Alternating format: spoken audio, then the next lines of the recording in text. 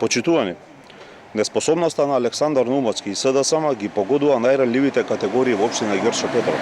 Имено, повеќе од 2 недели нема парно грејење во градинката Детелинка во склоп на основното училиште Мир Чацев тука зад мене. На 2 недели во услови на светска пандемија која насекаде коси и кога температурите се блиску до нулата, воспитувачките и децата седат во ладни простории само заради тоа што Наумовски не им го решава проблемот со грејењето.